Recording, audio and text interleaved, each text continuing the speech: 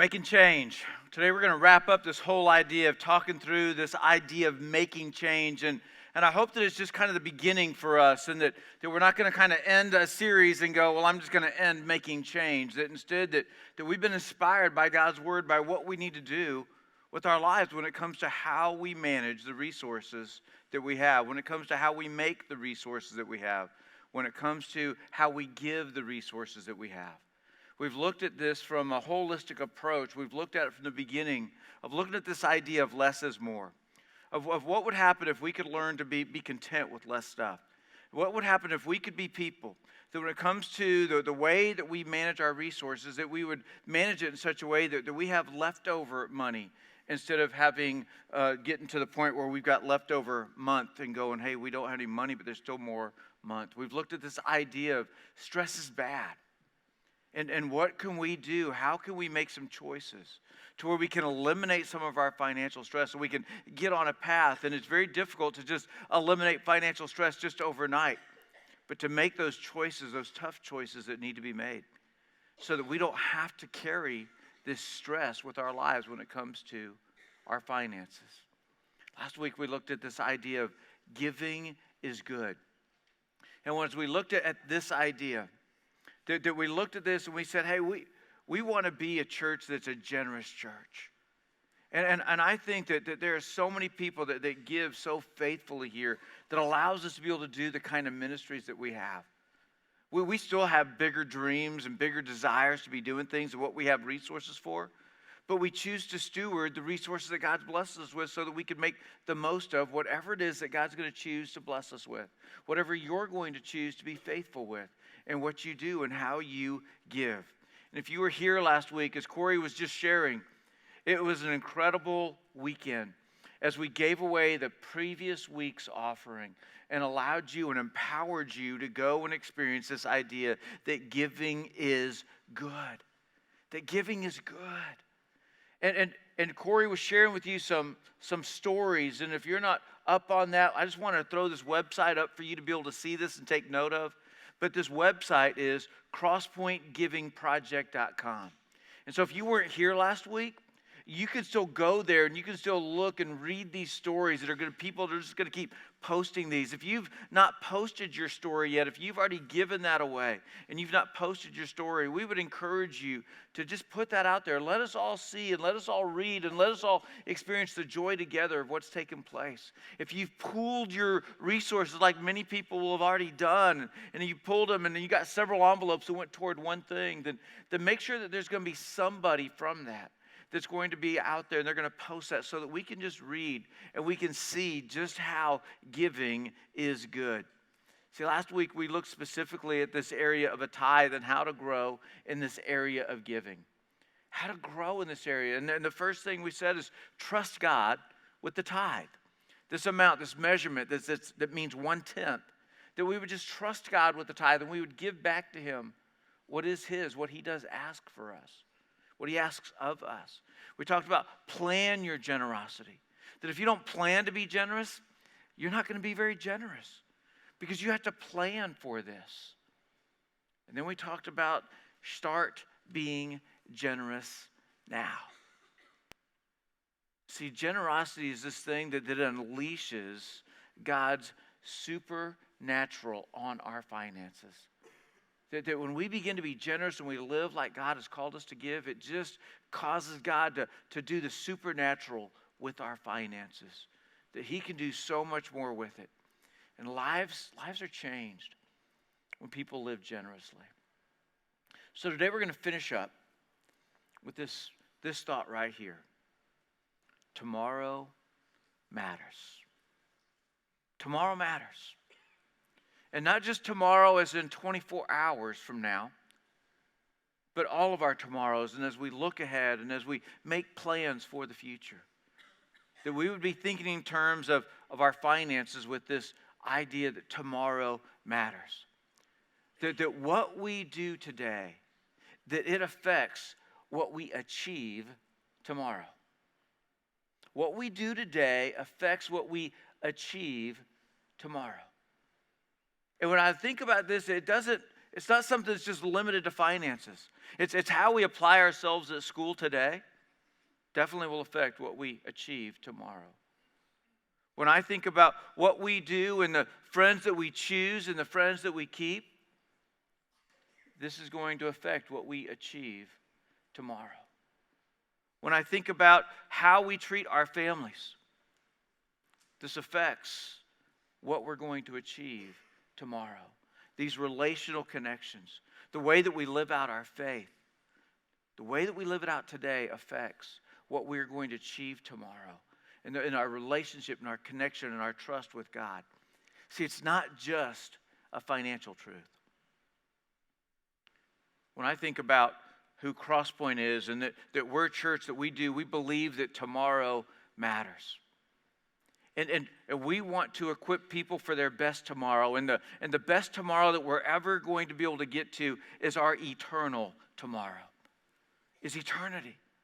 And to think about life with eternity in mind. And week in and week out, we try to equip you with that kind of tomorrow in mind, that we would be people that we would live for eternity. That God's planted eternity in our hearts. And so that we should be living with this perspective in our mind. That we have a lot of people here that volunteer. Maybe you're somebody that you're here and you're not volunteering and you just keep thinking about it and going, I think that might be something I'd like to do. I think I'd like to consider that. Well, we're going to be launching something next week that's both for our current volunteers as well as for people that are looking for a path to start volunteering. And what we're calling it our monthly morning momentum. That we're going to be meeting once a month. It's going to be the very first Sunday of the month. And for all you morning people, it's going to be great because we're actually going to be meeting at 8:22 in the morning. And so it's about, hey, let's get to church sooner. It's about, let's get to church sooner. But what are we going to do with that? That we're going to take our current volunteers, we're going to take people that are looking for, hey, I think I'm interested in volunteering. What can I do? How can I get started with that? And we're going to feed you breakfast. And we're going to feed you breakfast in here. Going to give you some breakfast tacos. If you need childcare, we're going to put our kids in all their appropriate places on Sunday morning. So they're going to be either in the clubhouse, they're going to be in Kids Venture, they're going to be in Fusion, they're going to be in their appropriate area. We're going to provide a breakfast for them as well. And then we're going to spend some time together that's going to be about equipping and encouraging you when it comes to being a volunteer. How is it that you could have a bigger picture of what it is that we're doing? How can you get an insight into what it is that we feel like God's calling us to do? And how is it that we can go about trying to achieve that? That it's going to be great. And so we're going to be doing that every month. Why are we doing that? Because we believe that tomorrow matters. And that we believe that if we could just come together and we could rally together, we could grow together, that we could focus together, then together we can have a better chance of having the kind of impact when people come in and they say, hey, what you got for me, church? And that we can show them just what we have. And what we show them is going to point them to the best eternity, their best tomorrow that they could ever have.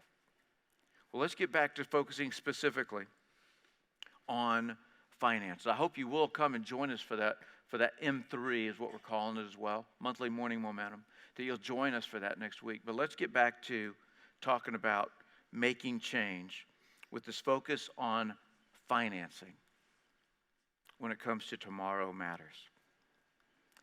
So here's something that I've learned.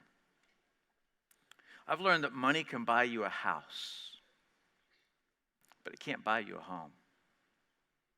Money can buy you a bed, but it can't buy you a good night's sleep. That when it comes to money, money has its limitations. It has some limitations of what it can't do, but also when it comes to money, it also has its liberations of the things that it can do for us. And that if we could get a proper perspective of what our money could do and what our money can't do, and that we would bring all of that and have a great balance with this, that we could have some better tomorrows. So let me ask you a painful question. I don't think I've asked you a painful question this whole series, so let me do this now. So if you could wave a magic wand and you could undo your 3 biggest financial mistakes, how much more money would you have today?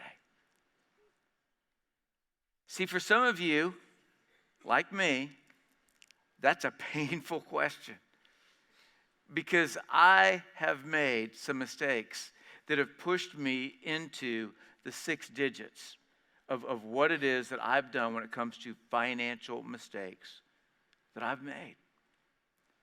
And I'm going to share a couple of those with you as we get a little bit later on, so you could go, wow, really, Will, you really are a fool.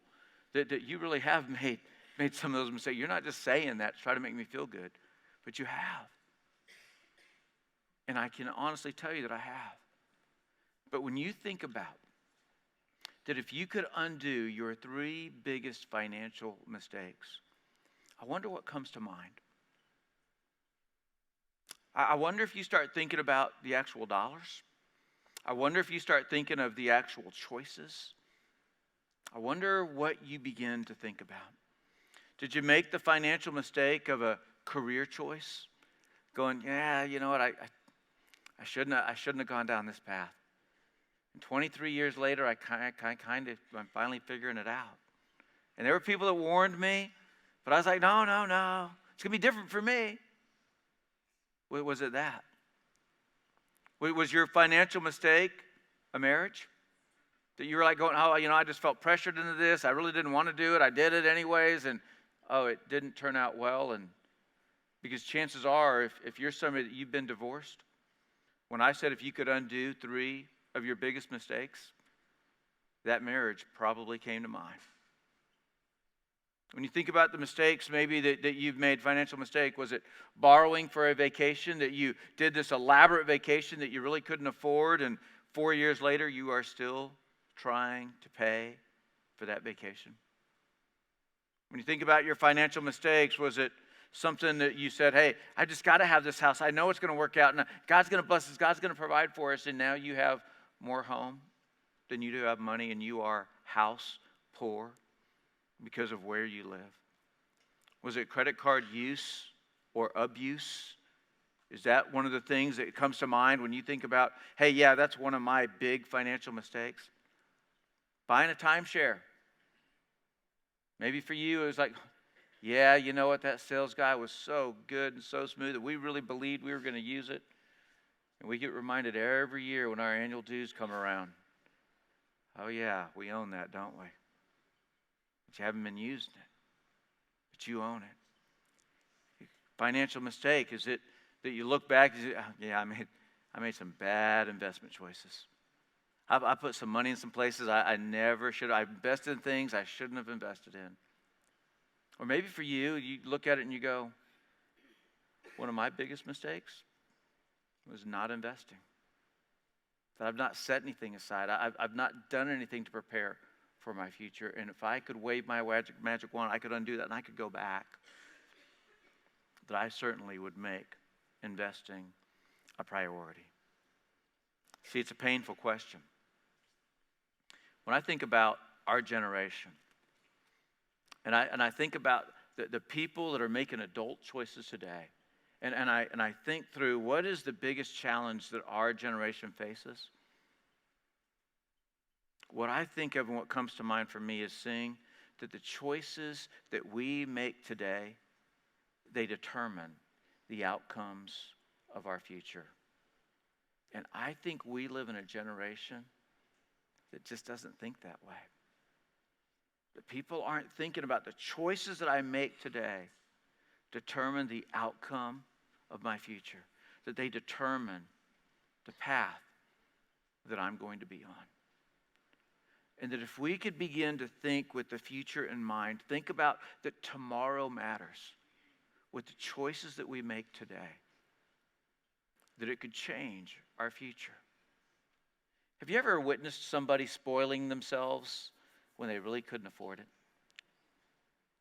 That they just spoiled themselves, they just convinced themselves that they deserved it.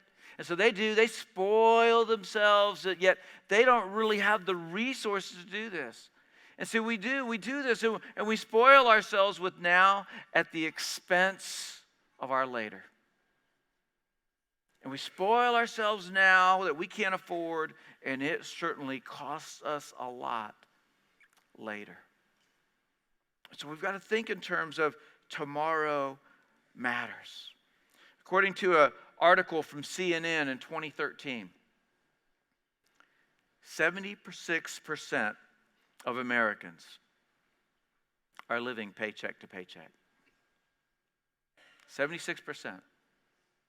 So if we just kind of look around the room, it's 3/4 of the people in the room, they're living paycheck to paycheck with nothing saved up for any kind of an emergency, with no savings.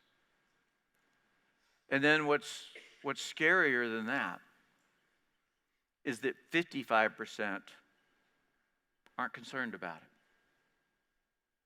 That they're just kind of keeping on, and they're just going down that path. And that is what is scary.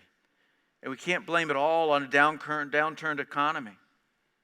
And the vast majority of people are living for today with little to no regard for tomorrow. So what would happen if we started thinking about tomorrow for the choices that we were to make today? A recent survey by the National Endowment of Financial Education, they asked over 2,000 people, why do you think people are living paycheck to paycheck?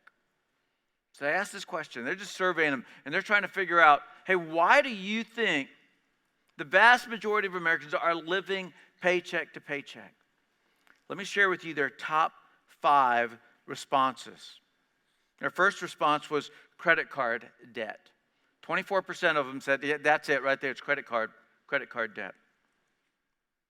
Employment struggles was 22%. Mortgage or rent was 18%, said that's the reason. Healthcare costs, there was 10% that said that's what's causing Americans to live paycheck to paycheck. And the fifth answer was taxes. It's taxes. It's what taxes are costing us. And I think they missed the number one answer. Because I think the number one answer of what is causing Americans to live paycheck to paycheck is choices. It's choices. And choosing to live beyond what our resources are. It's choices.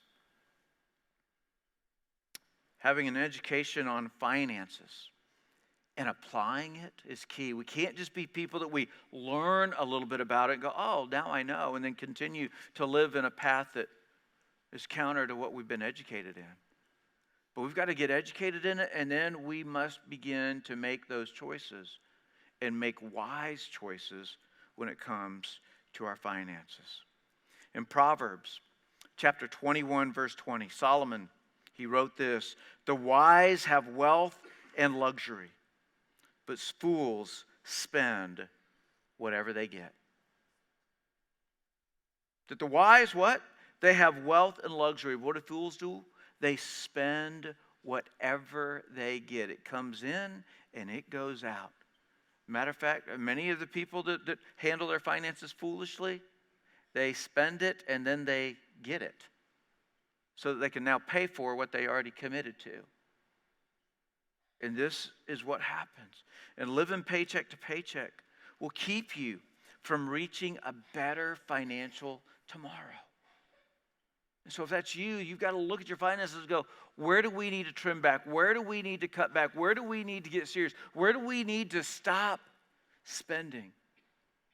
Maybe you even got to look at it from the standpoint of, what extra do we have to do right now so that we can bring more in so that we aren't living paycheck to paycheck? That if you've never really thought about your finances and what you can do and the choices you can make to set yourself up for a better tomorrow, let me share with you just a plan. It's not going to be on the screen, but it's just a simple plan that I heard about years ago, and I think it's a great place to start. It's called the 10-10-80 plan. And so if you're taking notes, you're just going to want that, write that down, 10-10-80. It's the 10-10-80 plan. And what is this 10-10-80 plan? The 10-10-80 plan is this. It's give 10%, save 10%, live on 80%. And I know that if you're living paycheck to paycheck, for you, the very thought of trying to live on 80% of what you have is scary to you. And you're going, I can't imagine how I could do it. I don't even know how I could live on 80% of what we have. But yet, if I took you to a time in your past, I'm sure I can show you where you only made 80% of what you have now. And I'm sure if I could take you further into your past, I could show you a time when you were making 70%, maybe even 60%. And you were in the same situation you were then that you are now. Because you didn't make the adjustments. You didn't, instead of you going, hey, look, I've got more coming in, now I can start making wiser choices. You just were like going, oh, you know what I've been putting off getting? You know what I want? You know what upgrade I want to get? And you just jump right into that and you go, well, I'm going to be making enough monthly to cover that, so let me go ahead and get that. But this 10-10-80 plan, it's a great place to start. You know, I've heard people say, I believe in tithing. I know that's what God wants me to do. I just can't afford it right now. And the reason that you can't afford that, if that's you, is because you're waiting to give until you get to the end of your month. That instead of you look at that and going, oh, that's God's money, let me just give that to him. I got it, so let me give it. Instead of you treating it that way, you're going, well, you know, I hope I can, and I'm praying, God, please, please, please let this month work out. But then you behave in such a way that doesn't reflect that prayer that you're praying. And then you're not able to give. But this 10-10-80, give 10, save 10, live on 80. I want to share with you just 2 ways to make money. You're not going, 2 ways to make money? Why do I even need to hear this? Why do I need to take a note on this? And some of you guys are out there going, oh, wait, there's 2 ways? I thought there was only 1. And so let me just share these with you. 2 ways to make money. Number 1 is people make money. That you trade your time and your talent for money. I'm going to come to you. I'm going to work for you. I'm going to work for myself. This is what I'm going to do, and people are going to pay me, and people make money. With you using your time, your talent, your effort, your energy, people make money. Again, Solomon in this book of Proverbs, and this book of Proverbs is so great because this book of Proverbs is something that he wrote for his sons so that his sons would learn some things. He wanted them to get it. So Proverbs chapter 6, verses 6 through 8. Take a lesson from the ants, you lazy bones. Right about there, you really know he's writing to his own kids, right? Take a lesson from the ants, you lazy bones. Learn from their ways and become wise.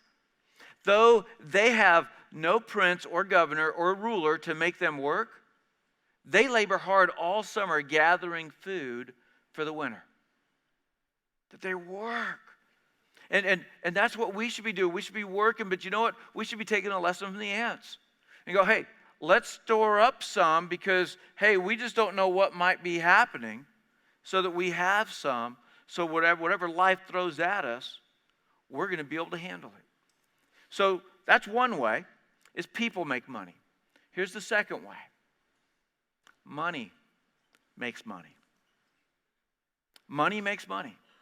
That we put our money to work.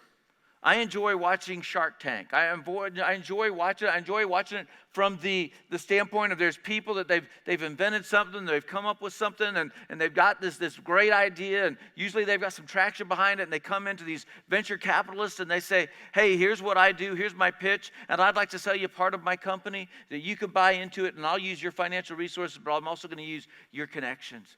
And one of those, Kevin O'Leary, one of those venture capitalists, he talks about his money like this. He says, my money is my children. And I send my children off to work. And they know that my expectation is when you come back from work, bring some of your friends with you.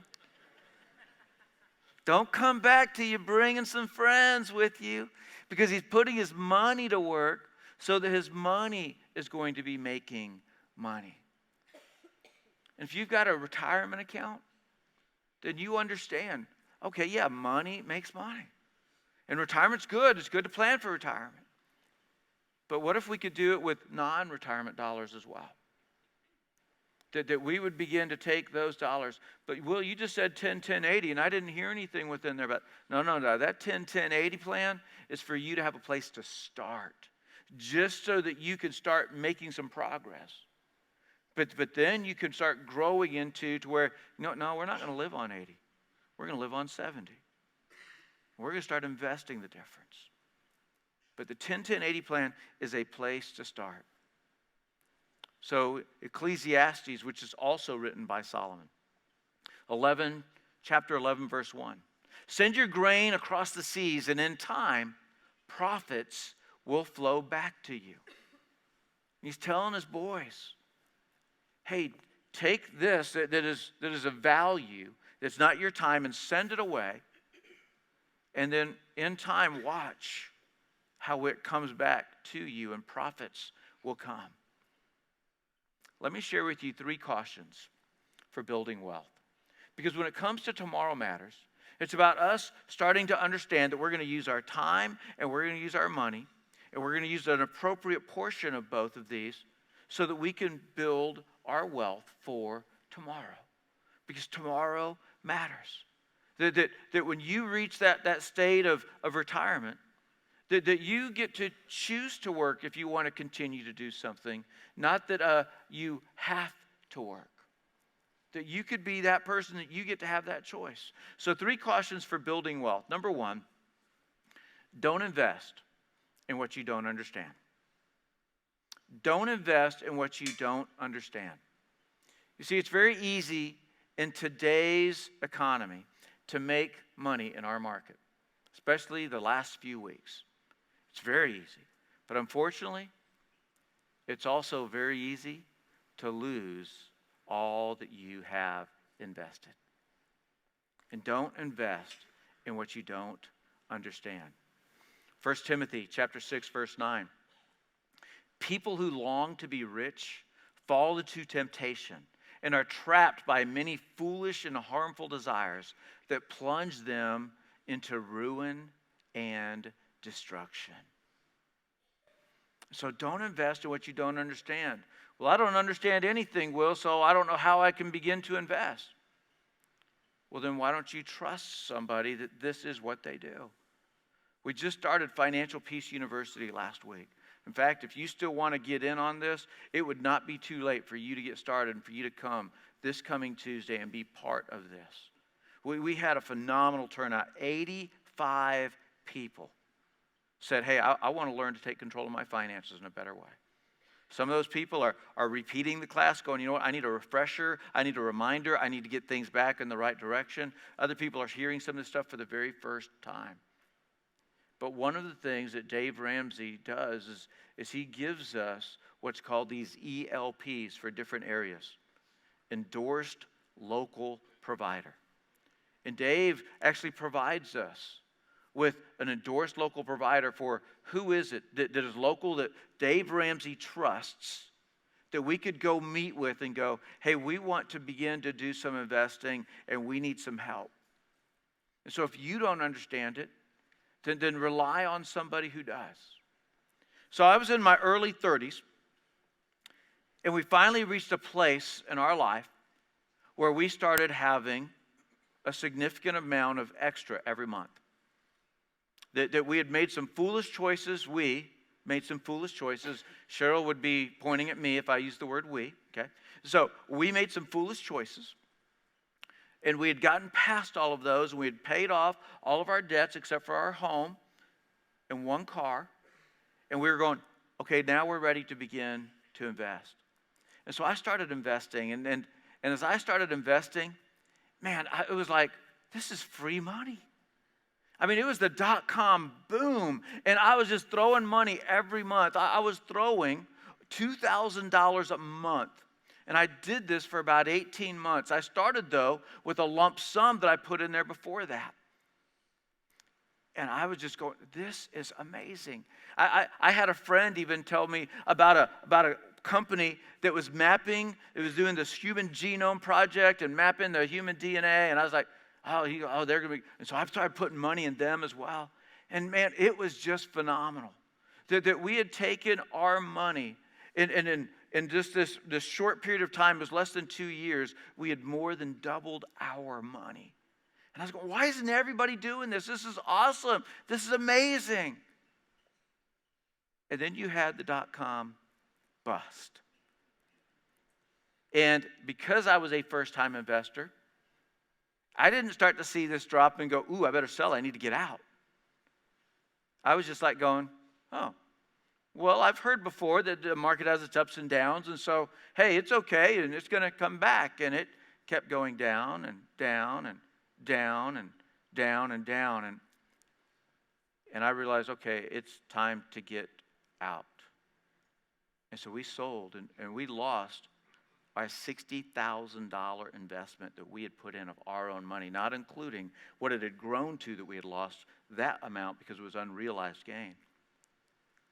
I remember in this panic, I remember selling shares of this company that, you know what, I really didn't use, but I knew enough about it. And so I had invested in it, and it was one of my heavier investments, and it was a company called Amazon. I sold my shares in my panic for $20 a share. Today, Amazon is worth $845 a share.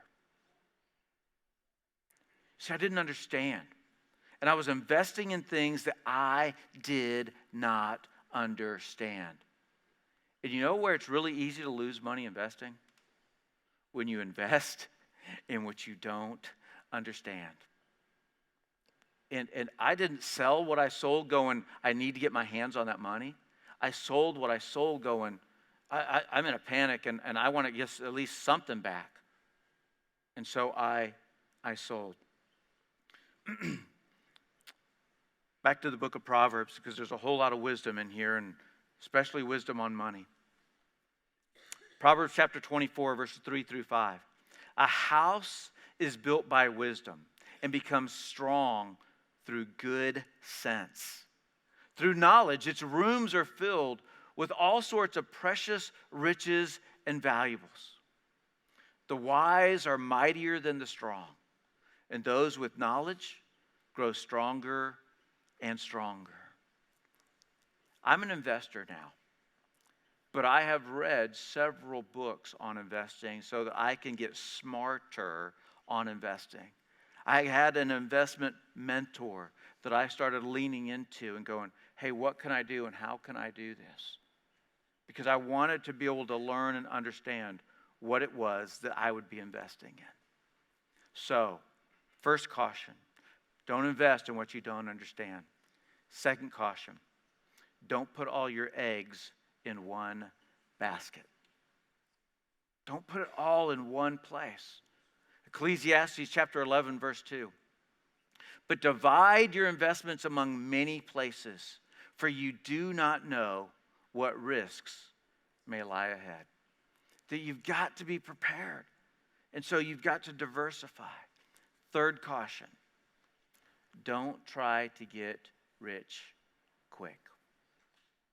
Don't try to get rich quick. Proverbs 13:11. Wealth from get-rich-quick schemes quickly disappears.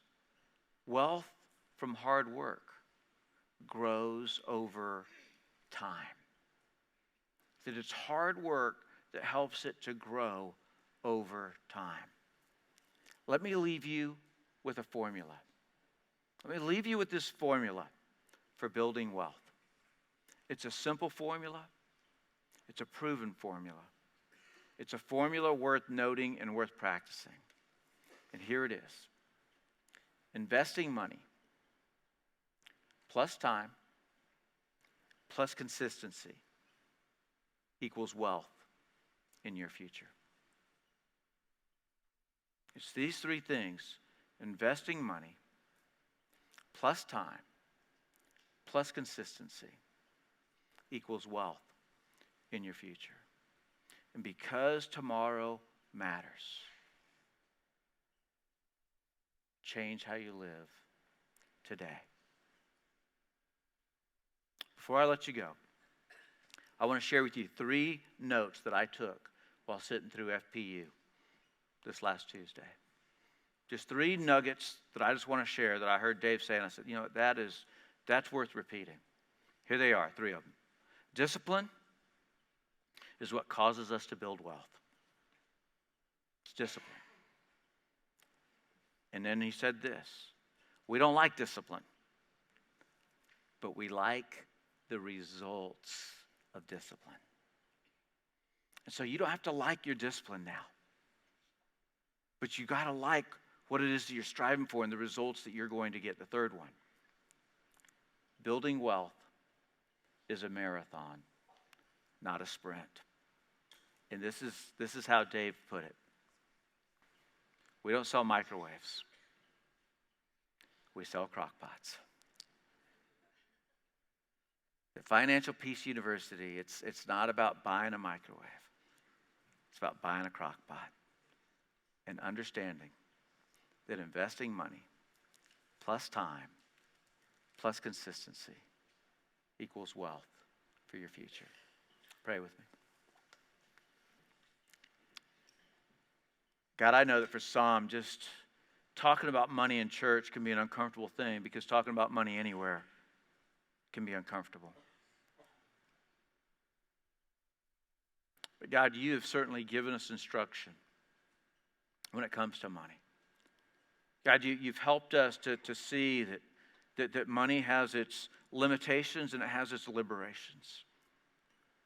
So I pray that as we reflect on these things that we've looked at, that less is more and stress is bad, giving is good and tomorrow matters. God, that we could have a better and brighter tomorrow, including the joy of entering eternity, knowing and that we're going to get to see, God, that you're going to give us a glimpse of what it is that we did and how we gave to ministry, how we gave to you, how we were faithful to that, and how we're going to begin to see the joy in that when we get to face your presence.